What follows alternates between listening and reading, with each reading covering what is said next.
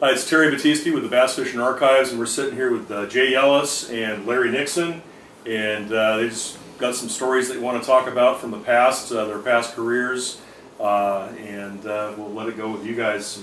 Larry, you were talking a little bit earlier about catching your biggest fish ever, and Jay actually lipping it. What was that tournament again?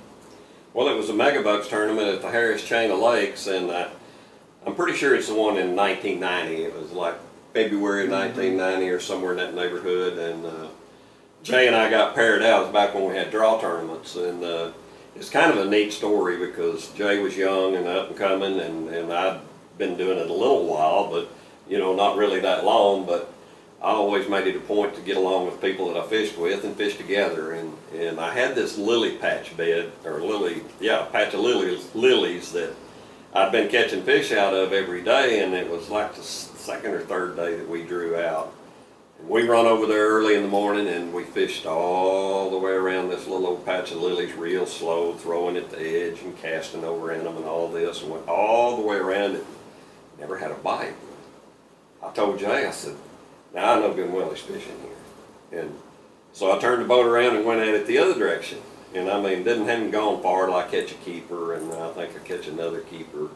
Then I pitch over in the lilies a little bit, and this fish gets a hold of it, and I set the hook, and it's like, it just stops. And I ain't got 14-pound test line. A little bitty pistol grip. Yeah, little bitty 5.5-foot pistol grip rod, and it just stops, and this big old bass goes charging through the lilies, and I can still hear that tri-lane line, that old monofilament. It just went ding, ding, ding, ding, ding. It's cutting pad tops off.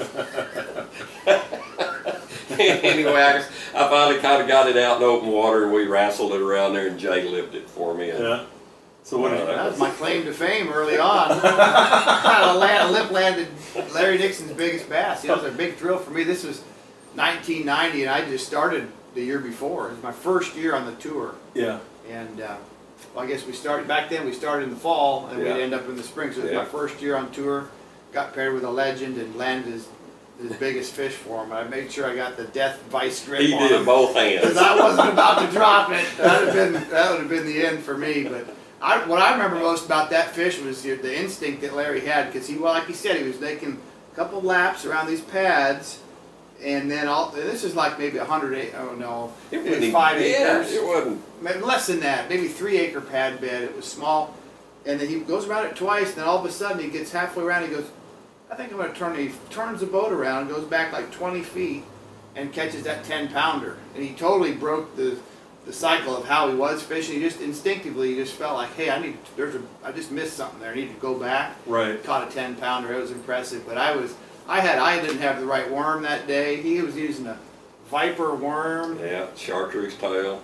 And I don't remember what I was using, but I had these big long rods, and he was using these little 5.5, 6-foot pistol grips. And he caught like 20, and I caught 3, I think, that day. And he's like, afterwards, he told me, hey, son, your rod, you got too long a rod, because these fish are bedding. I'm working that worm real slow. That short rod just gives it a minimal action. Now you're working the worm's got too much action with that 7-foot rod you're using. So I was really schooled that day, and he taught me a lot of good lessons, that I was able to learn and take from, and apply to the future. Right. So, but now, how many 5.5-foot rods do you have in the boat?